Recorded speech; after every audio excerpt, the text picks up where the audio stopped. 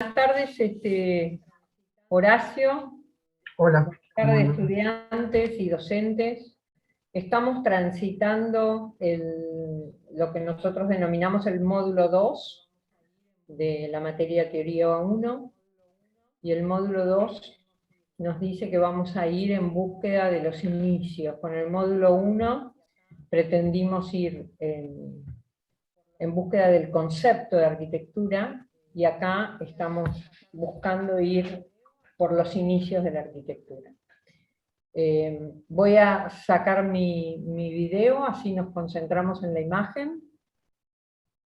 Nosotros decimos que cuando hablamos de arquitectura en busca de los inicios, nunca dejamos de considerar esta condición de naturaleza, sociedad y arte. Cuando vamos a los inicios tenemos esta representación, ¿no? Esta imagen casi bucólica, casi ideal, que nos habla de algo muy ancestral, de algún origen, de algún tipo. Hace alusión a lo que podríamos decir que es una caverna. Pero en definitiva, nosotros, que somos arquitectos, pensamos que la enseñanza de la arquitectura, que se hace a través del aprendizaje y la enseñanza del proyecto, se sitúa dentro de una teoría global del sentido de habitar. Nos remite esta imagen, con todas estas cuestiones que abarca, a los inicios de la disciplina de alguna manera. Y esta asignatura, teoría de la arquitectura, teoría del habitar, está pensada como un espacio de reflexión autónomo, que preserva los vínculos y las articulaciones que son necesarias para nutrirnos de la práctica proyectual y viceversa. La práctica vuelve a alimentar a la teoría. La teoría a lo mejor inicia una práctica del proyecto, y después esa práctica del proyecto retroalimenta la teoría que la pudo haber iniciado. También decimos, y este dibujo pertenece a Le Corbusier. Le Corbusier hace este dibujo en un libro maravilloso que escribe en 1955, que puede editar en 1955, que se llama El poema del ángulo recto, en cuyo poema nos hemos inspirado a la hora de pensar esta materia.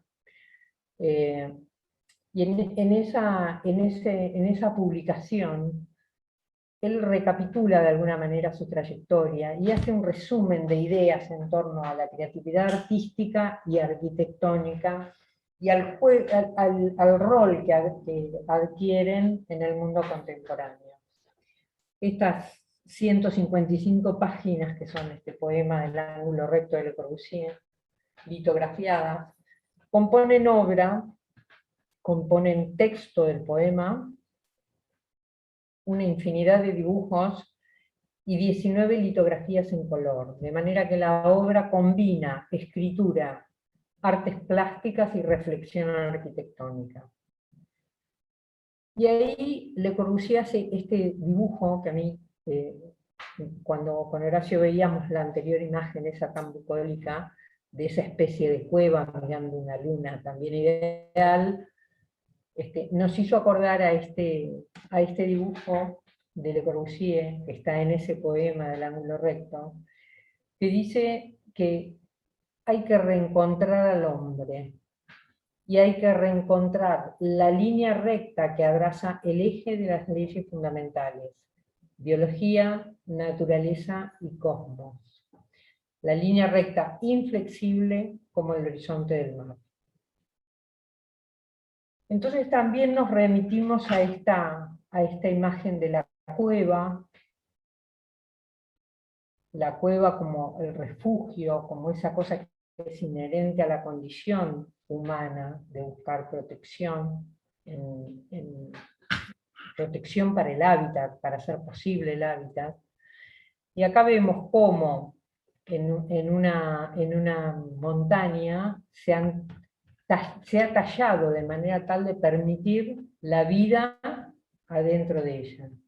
Estas viviendas trogloditas de la ciudad de Matmata, en Túnez, están hechas de hace más de 3000 años. La población hizo sus casas cueva, que son casas que se han construido horadando la montaña. Y lo más curioso es que esta montaña fue horadada y recreó este patio, un lugar donde además de donde las viviendas que son individuales regeneran la vida colectiva. Zumthor decía que, Peter Zumthor, un gran arquitecto, decía que nosotros estamos en la naturaleza, en esa forma que al fin y al cabo no entendemos y que ahora, en el momento de esa experiencia elevada, tampoco necesitamos entender, ya que formamos parte de la naturaleza. Esta casa, de alguna manera, cavada con sabiduría ancestral, hace muchísimos años, engloba eso, ¿no? La posibilidad de cubrir las necesidades humanas en un tiempo determinado y con los elementos que en ese momento se disponían. Los edificios se van adaptando, ¿no?, a la función y al entorno. Y así como aparecía esa cueva excavada, también empiezan a aparecer estas sugerencias de las tiendas, donde poder ir colgando de árbol a árbol una lona con una estructura de ramas, que es un poco lo que aparece acá, ¿no?, y una lona, ir encontrando y recreando ese refugio. Ahora, la posibilidad de hacer esto también lleva implícita la posibilidad de trasladarse. Esto es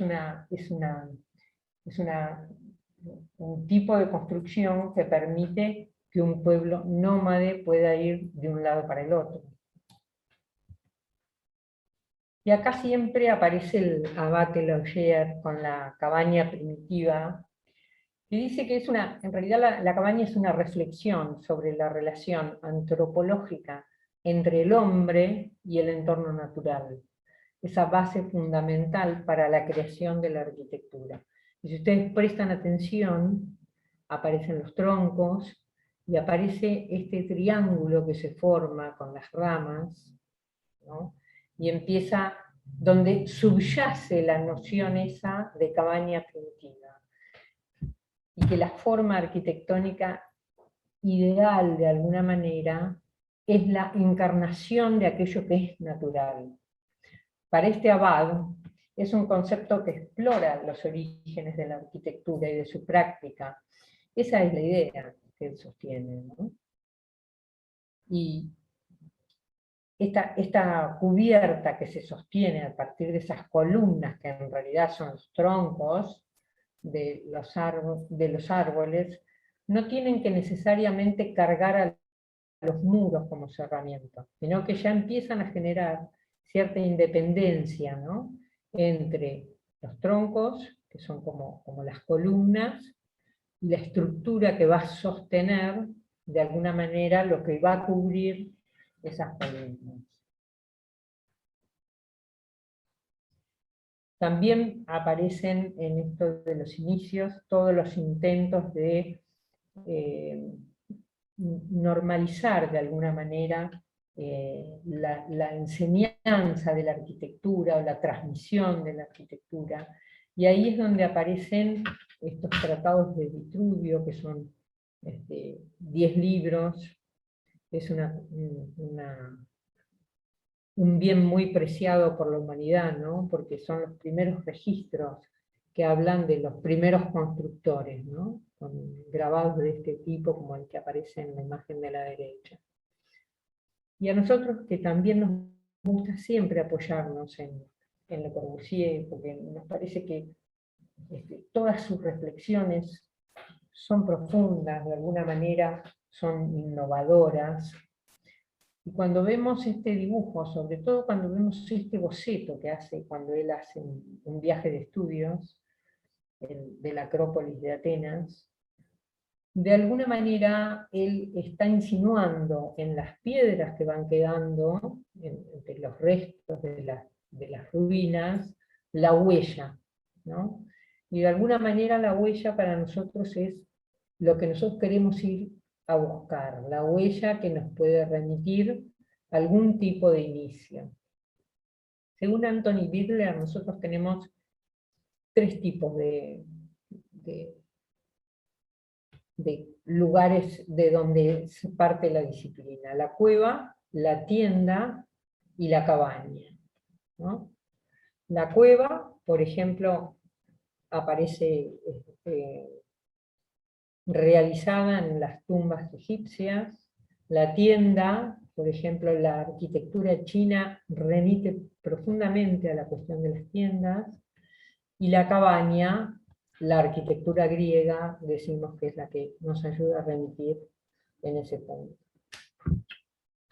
Y después vamos teniendo que las culturas también van manifestándose según los modelos de vida, según los modelos de producción que tiene la propia vida. Y en este caso, por ejemplo, el pueblo de pastores seminómades en Kenia,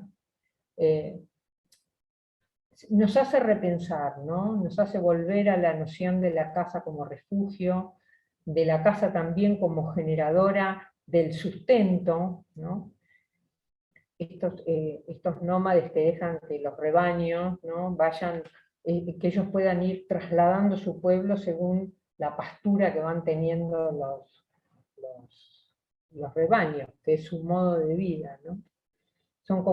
Estas son comunidades que necesariamente se trasladan de un lugar a otro, no se establecen permanentemente en un lugar, porque tienen que ir a buscar el alimento de quien les permite la vida, que son los animales, ¿no? Se trasladan con animales activos. Este pueblo en Níger también, estas formas tan curiosas, tan casi perfectas, uno podría decir, hay cubos perfectos, digamos, son formas de una manufactura, parece exquisita, ¿no? El modo en que están terminadas. Y dice que sí, nos hace pensar que si la casa es un refugio, son muchos en realidad los ejemplos de arquitectos no nombrados, no reconocidos, que son naturalmente constructores de hábitat, que cuando se plantean la necesidad de tener un refugio en una casa, encuentran la manera lógica de dar respuesta a la necesidad, ¿no? Y son muchos después los arquitectos que en formación han recurrido al estudio de estas formas de construir, de estas formas de vida, de estas formas de asociarse para vivir, para ahondar en la disciplina. Uno de ellos es el maestro Eduardo Sacristi, un arquitecto tucumano, que nos va a permitir transitar este módulo a través de un libro muy sencillo, que lo vamos a leer todo porque no tiene desperdicio, que se llama ¿Qué es la casa?, que está compartido ya en los lugares donde ustedes tienen acceso a bajarlos, y si pueden comprarlo, yo siempre recomiendo comprarlo y tenerlo a mano, porque es un libro que van a recurrir permanentemente, siempre es una fuente de inspiración, y es una fuente de generar preguntas, y es una posibilidad de encontrar alguna respuesta. Acá también tenemos otro de las tribus que nosotros estudiamos mucho, que son los dogones en África. La casa es un amparo, ¿no? Es una necesidad básica que necesita el cuerpo para protegerse. Esos espacios íntimos que se recrean también incluyen, ¿no?, un programa, y el programa de estas tribus nos habla de la individualidad que produce para un núcleo familiar su pequeña cabaña, con el granero incluido, y después los lugares otra vez, de producción y de intercambio, ¿no? casi que uno se pone a leer esta foto aérea de los fogones y empieza a entender cómo se va articulando, ¿no? No es difícil imaginar en los lugares donde la gente se puede llegar a encontrar, ¿no? A lo que sea, los ritos que sean, los festejos, a los momentos de culto, el momento que decidan. Igual acá, ¿no? Van apareciendo, aún en esta inmensidad que nos ha regalado, ¿no? los incas, que es el Machu Picchu, un modo en donde aparece lo individual y aparece el culto a lo colectivo, ¿no? La casa de los incas como el hecho individual y el lugar de lo colectivo, que fue la imagen anterior. Y esto se repite, independientemente de las culturas, y vamos a hacer vamos a hacer saltos totalmente arbitrarios, ¿no? Cómo aparece el hecho individual de la casa como refugio que preserva al ser humano, a su familia, a su núcleo más pequeño, y cómo a su vez ese pequeño núcleo aparece asociado y empieza a generar lo que llamamos tipología de tipo urbano, ¿no? Ya sea ese que vimos, las viviendas en Creta, las viviendas y los poblados en pueblos egipcios. Y después vamos a volver a estudiar un poquito sobre esto que también catalogó Gottfried Semper, que está escrito hace mucho tiempo, pero recién ahora ha sido recopilado todo lo que él ha elaborado en torno a la disciplina, ¿no? Es una disciplina de carácter positivista, apoyada en la museística, ciencias naturales y la técnica, ¿no? Y también inspirada en la teoría evolutiva.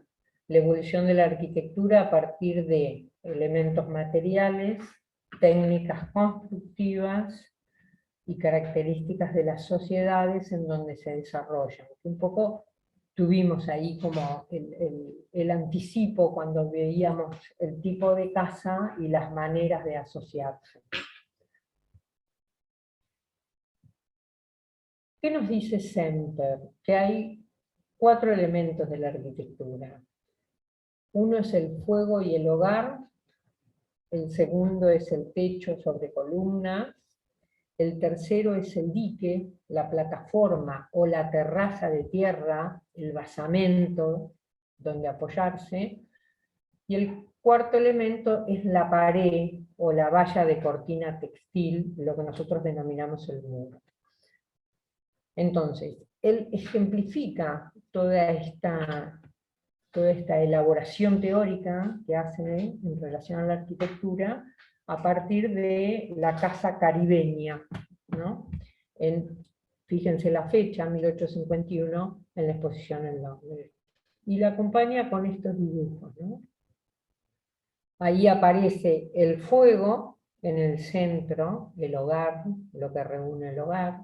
Aparece el techo sobre las columnas, aparece el tercer elemento, el dique, la plataforma, la terraza o el basamento, y aparece el cuarto elemento que es el cerramiento, decimos nosotros, ¿no? La pared, la valla, la cortina textil, lo que podemos denominar el muro.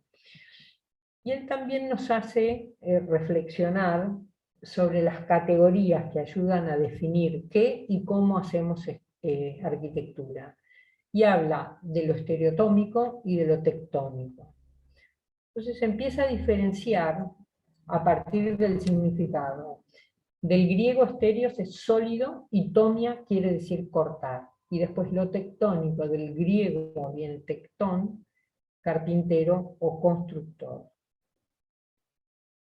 Y estos son unos dibujos que reinterpretan esa idea de lo que es estereotómico y de lo que es tectónico. ¿Cuáles son los conceptos que enlaza uno y otro?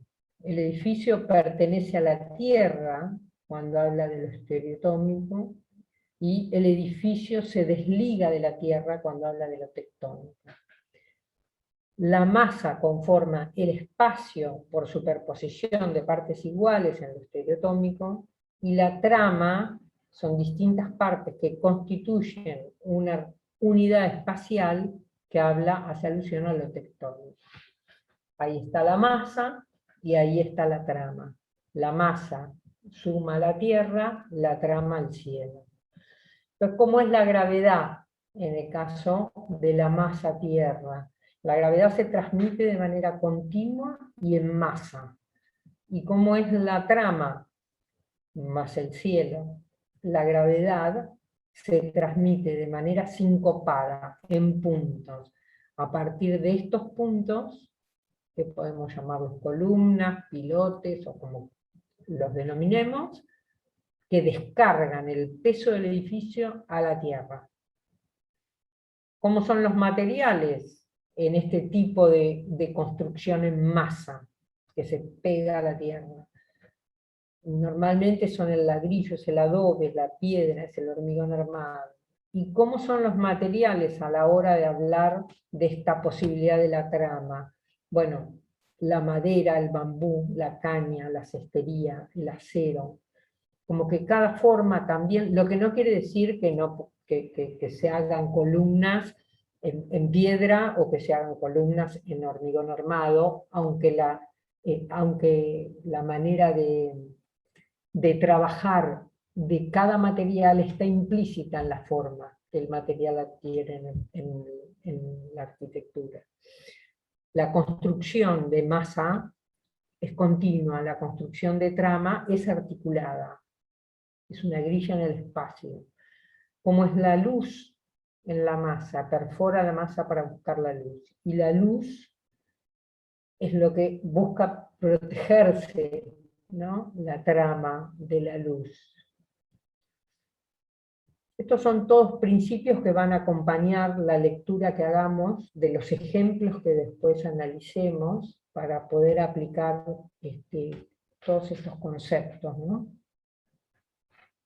Además de la lectura del libro de Eduardo Sacriste que hoy les mencionaba, que es La casa. La casa del hombre habla de la génesis, o sea, del inicio.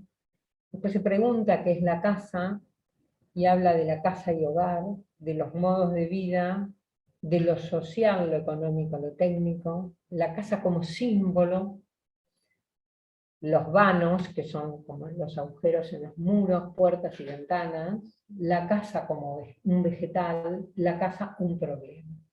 Todo eso lo aborda en un librito que es pequeño, es fácil de leer. Acá está el maestro Sacriste rodeado de sus estudiantes. Y el hombre, él inicia el libro diciendo que el hombre se detiene ante la puerta, introduce la llave en la cerradura, la hace girar, empuja y entra. El hombre ha ingresado en su casa, ha penetrado en un ámbito propio y familiar donde se reconoce. Se ha aislado del mundo como si se defendiera dentro de su caparazón.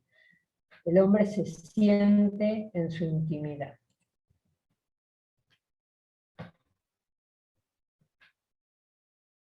Y se pregunta, ¿es muy diferente esta escena de las que vivían nuestros antepasados del Paleolítico cuando penetraban en su cueva y aceleradamente obstruían la entrada con rocas o pieles para defenderse de los ataques inminentes de los enemigos? Y sigue pensando, pero el hombre que ha entrado en su casa no ha cumplido con ese acto ningún fin. Cerrar la puerta solo implica, por lo demás, un gesto de seguridad para otra cosa. Normalmente busca su hogar, el calor humano de la familia, un espacio adecuado para desenvolver parte de su vida, quizás la que en el fondo le resulta más importante. Se advierte que la casa se relaciona íntimamente con el hombre, que su configuración depende de su situación y del modo de vida de su habitante. y que cuando éste le infunde su hálito vital y lo transforma en algo propio y personal, la casa puede asumir la dimensión simbólica. Es uno de los temas que elaboro. Nosotros, para trabajar en este módulo y en estos conceptos, vamos a tomar 3 ejemplos: las viviendas en Matera, la casa Chorizo y la casa Frankfurt de Mies van der Rohe. Es la única casa de autor, digamos, de ese modo. Y vamos a tratar de descubrir no solamente las condiciones de las sociedades en las que estos casos se han desarrollado, sino también cómo es la estructura de la forma, qué es lo que tienen en común, cuáles son las diferencias. A partir de este libro que nos va a ir ayudando, yo les sugiero que lo vayan leyendo y vayan sacando apuntes, que vayan haciendo un debate en torno a los conceptos que aborda Sacristi, en torno a los conceptos que vimos también recién de Semper, de una manera muy simple explica lo que nosotros podríamos decir, ¿no? Masa y trama, masa-suelo y trama-cielo. Y en el medio, la casa Chorizo, que bueno, ya después iremos viendo de dónde viene, y tenemos un texto muy lindo de Gustavo Spiazzu, del arquitecto Gustavo Spiazzu, que ha sido decano de nuestra facultad y ha sido presidente de nuestra universidad. Está muy bien, muy bien descrito, muy bien contado el proceso de las casas Chorizo, y creemos que es un tipo arquitectónico que es eterno de alguna manera, ¿no? Es como, eso es lo que me marca esa diapositiva es la que me marca la separación entre esta clase y la clase que viene. Y bueno, la idea de que podamos ahondarnos en estos conceptos que nos llevan a reflexionar, ¿no? No hay cosas no hay caminos para indagar los inicios de la arquitectura que sean inútiles, todos sirven, todos los caminos sirven. Nosotros lo que tratamos de alguna manera facilitar y dejar sentado que la condición esa primordial, ¿no? Que tiene que ver con el refugio, con el cobijo, que es la casa, es probablemente lo que más nos ligue al inicio de la arquitectura. Horacio. Sí, porque cuando uno se pregunta cuál es el origen, el inicio de la arquitectura, en cierta manera lo que está preguntándose es cuál es la esencia de la arquitectura. O sea, qué es lo que perdura. Es un poco lo que trata de mostrarnos Sacristi. Entonces, por lo general, siempre cuando uno busca el origen, está buscando la esencia de algo. ¿Cuál es el origen? Y eso se da en todas las ramas del saber.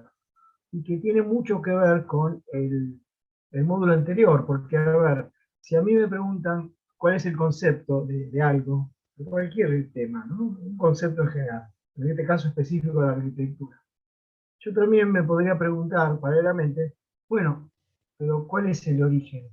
¿Dónde surgió este concepto? Entonces esto está muy emparentado con, como continuidad con el módulo anterior. Bueno, por eso está uno detrás del otro, ¿no?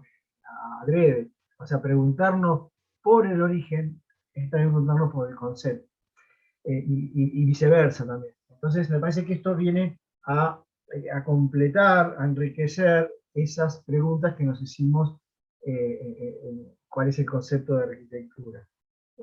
La esencia, a ver, ¿qué es lo que no cambia y qué es lo que cambia? O sea, lo que me parece que es muy lindo en estos 3 ejemplos, ¿no? Es las casas de Matera, como de un espacio de prehistoria prácticamente, ¿no? De la época de las cavernas, ¿no? Del Paleolítico, hoy está habitado por la sociedad moderna. Entonces, ¿qué es lo que cambia y qué es lo que no cambió? ¿No? ¿Cuál es la esencia? Lo mismo pasa en la Casa Chorizo y lo mismo pasa en un ejemplo como la Fangua, ¿no? Que nos podemos, cuando dice Sacriste, la casa como problema, ¿no? Como Claro. problema que quiere decir Sacriste, con la casa ya con la complejidad de la vida moderna, pero ¿qué es lo que detrás de la Fangua, ¿no? No cambia? A ver, cuando uno analiza la cabaña de Abate o de Semper, esa idea de esa membrana con el fuego, y bueno, lo encontramos también en la Casa Fangua, ¿no? Es una membrana que en este caso es de vidrio, pero con un núcleo que es la cocina y el núcleo fijo. O sea que prácticamente es como si estuvieran retomando la idea de la cabaña o la idea de esa vivienda expuesta en esa exposición de 1851 de Semper en Londres, y Mies la hace en clave, bueno, ¿qué clave? Aquí, en Chicago, la clave de la industrialización, en el lugar donde está el acero, el vidrio. Así que me parece que este módulo 2, me parece que hay que verlo también desde girarnos para atrás y ver un poco lo que Claro. preguntarnos también para enriquecer el concepto también de arquitectura, que van tomados de la mano. Y cuando nos preguntábamos, vos decías hoy, Verónica, naturaleza, arte y cultura, me parece que la tapa del hornero de Sacriste, cuando pone el hornero, ¿no? Ese también está diciendo, o sea, ¿qué tiene todavía el hombre de animal? O sea, ¿cuál es lo que pertenece? La civilización humana y qué tiene de animal, cómo construye animales, también construye un hábitat, y de qué manera la cultura complejiza esa construcción del hábitat, ¿no? Lo que puede hacer, lo que hace el hornero no puede hacer casas diferentes, sabe hacer una, o las abejas, ¿no? Claro. Tienen ese mandato de hacer solamente esa casa. La idea nuestra es que la podemos racionalizar, conceptualizar primero, dibujarla, crearla en la mente y después poder construirla de una o dos maneras, ¿no? Tener esa capacidad de racionalización de los elementos. Bueno, así que Así muy, muy linda como la hice, imagen. así como hice mención al texto de Gustavo Aspiazu, del arquitecto Aspiazu para la Casa Chorizo, también quiero hacer mención que la ficha de la Casa Frankfurt va a ser el relato de la visita a la casa por el arquitecto Jorge Buján, que nos acompañó en los primeros años de la materia teoría y que nos regaló generosamente una serie de fotos de la casa tomadas por él, que son las que vamos a compartir en la clase y algunas de ellas van a ser parte de la ficha. ¿Vale? Nos vemos el martes próximo. Bueno, Buena jornada de trabajo. Gracias, Horacio. nos vemos. Muy lindo. Nos Chao. vemos.